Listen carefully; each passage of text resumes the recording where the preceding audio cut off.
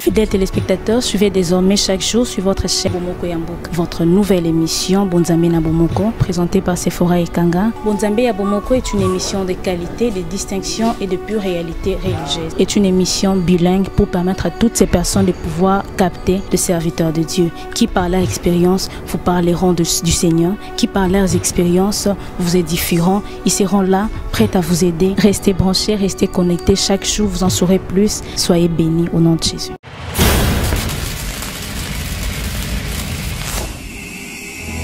Eloko nyonso esalema na liloba habitants de Kinshasa et d'ailleurs, partout dans le monde, je vous salue au nom de Jésus.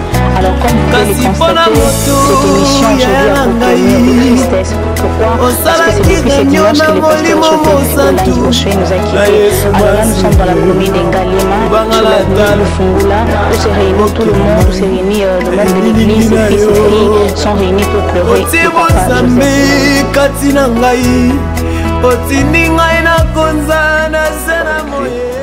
Les émotions de mon cœur et mes prières, mon souhait, mon soutien à cette famille. Je sais que beaucoup de personnes ont écrit et même vont écrire. Et dans ces petits mots, j'ai voulu traduire l'expression de mon soutien à toute la famille. Parce que papa n'était pas que le papa de Denise, de Aksa, de Sophie, de tout le monde. N'était pas que le papa de la grande vision.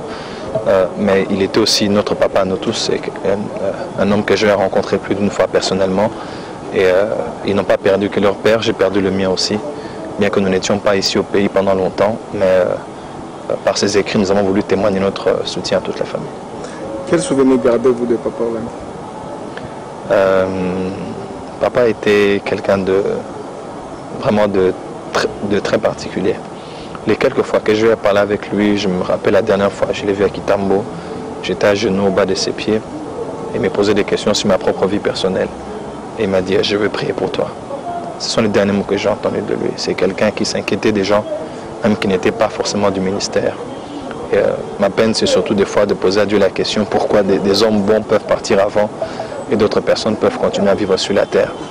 Même ceux qui n'étaient pas forcément pour ce que le combat spirituel fait, ne peuvent pas nier le fait que cet homme est un homme tout à fait particulier. Avoir un homme qui prend la vision de sa femme pour l'interpréter, des fois il s'effaçait, il a poussé sa vision au-dessus, même maman des fois elle était absente, il était là. Et c'est quelqu'un qui n'a jamais refusé de voir quelqu'un qui est venu à lui. Et je retiendrai de papa un homme très loyal, un homme très bon, un homme toujours positif. Malgré son âge, je le voyais sur la chair là-bas en train de sauter, de crier, de dire Alléluia. C'est un général qui a fini sa course et qui est mort dans l'honneur, qui est mort dans la gloire. Et bien que nous allons pleurer, bien que nous avons déjà commencé à pleurer. Moi, j'ai appris, j'étais à Abidjan. Je n'ai même pas pu commencer ma prédication au début parce que j'avais des larmes aux yeux. J'ai dû me maîtriser pendant 20 minutes avant de commencer mon message parce que nous avons tous perdu quelqu'un, un homme de valeur, vraiment un homme de valeur. Et c'est une très grande douleur que nous avons tous. Merci. Joséphine. Bonsoir, prophète. Bonsoir.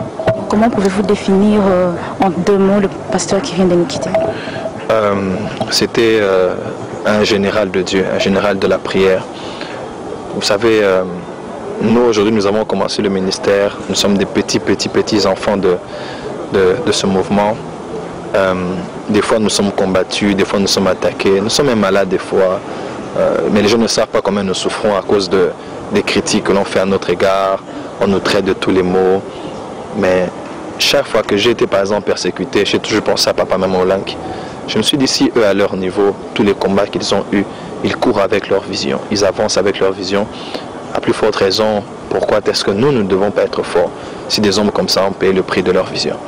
Donc c'est un général de Dieu qui est mort avec des cicatrices, mais qui a cru en la vision que Dieu l'avait donnée, que Dieu avait donnée à son épouse, qui s'est battu avec pendant des années et son corps a lâché.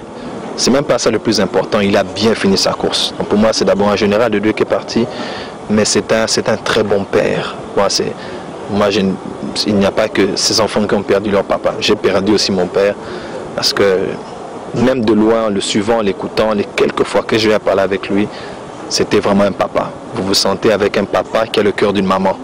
C'était ça, Papa Olangi. C'était un papa, mais qui a le cœur d'une maman. Maman plutôt, elle est maman avec le cœur d'un papa. Mais papa, c'est vraiment un papa avec le cœur d'une maman. Il vous prend vous tous, il vous aime tous.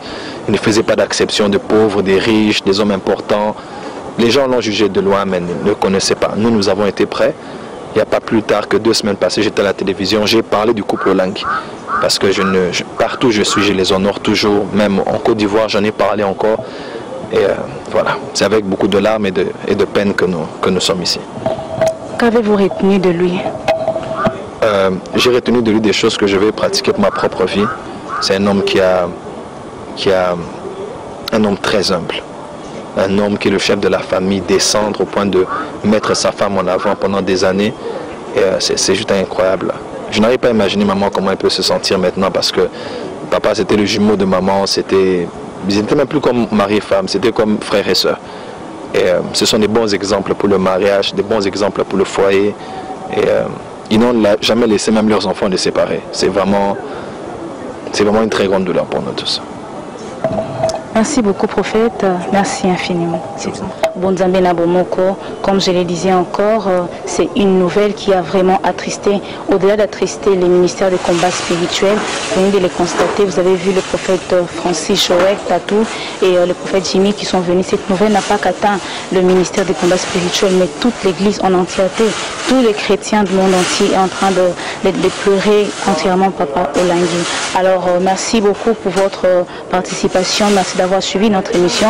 Je rappelle, le corps de Papa viendra ici à Kinshasa du 17 au 19.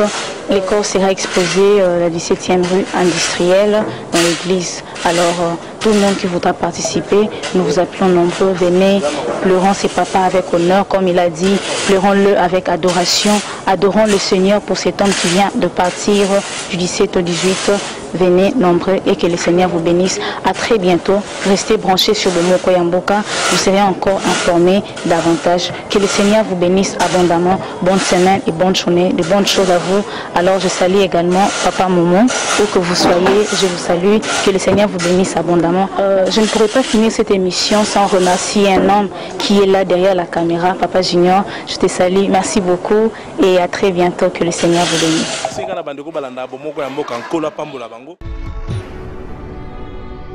Fidèles téléspectateurs, suivez désormais chaque jour sur votre chaîne Bomoko Yamboka votre nouvelle émission Bonzambe na Bomoko, présentée par Sephora Ekanga. Bonzambe ya Bomoko est une émission de qualité, de distinction et de pure réalité religieuse. C'est une émission bilingue pour permettre à toutes ces personnes de pouvoir capter le serviteur de Dieu, qui par leur expérience vous parleront du Seigneur, qui par leurs expériences vous édifieront. Ils seront là, prêts à vous aider. Restez branchés, restez connectés. Chaque jour, vous en saurez plus. Soyez bénis au nom de Jésus.